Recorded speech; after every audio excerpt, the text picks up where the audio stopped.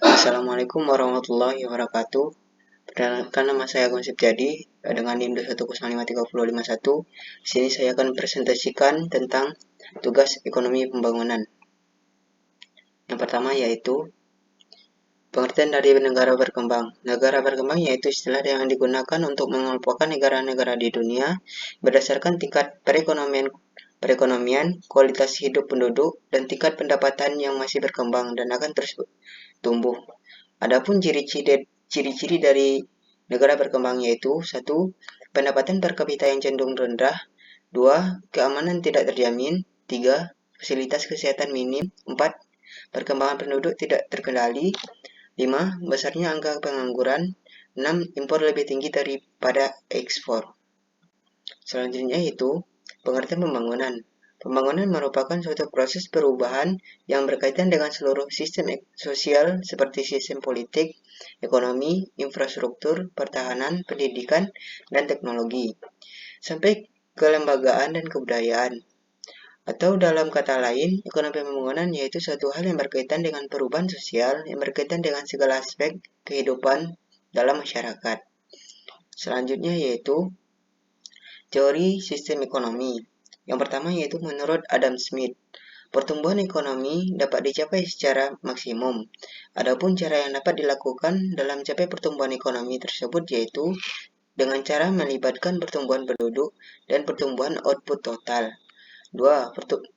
Teori ekonomi menurut David Ricardo, yaitu peranan akumulasi modal dan kemajuan teknologi adalah cenderung meningkatkan produktivitas tenaga kerja, artinya bisa memperlambat bekerja atau the law of diminishing return, sehingga akan memperlambat penurunan tingkat hidup. Selanjutnya itu menurut Keynes, pengaruh tingkat kurs yang berubah pada pertumbuhan ekonomi dapat langsung lewat beberapa saluran.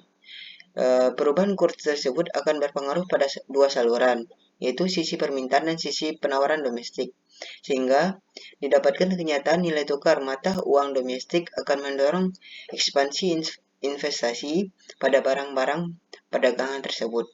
Selanjutnya yaitu kategori negara berkembang dan negara maju. 1. Negara berkembang memiliki pendapatan per kapita yang tinggi. Yang kedua yaitu keamanan sudah terjamin.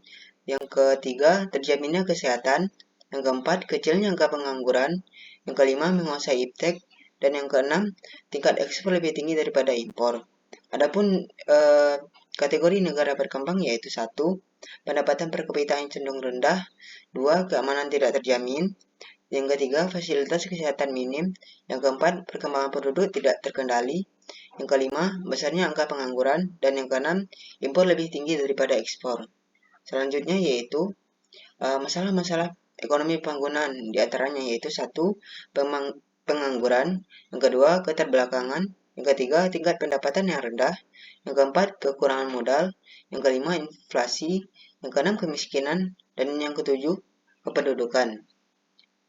Selanjutnya yaitu baik, sekian penjelasan dari saya mengenai ekonomi pembangunan. Ada salah dan janggal mohon dimaafkan. Assalamualaikum warahmatullahi wabarakatuh.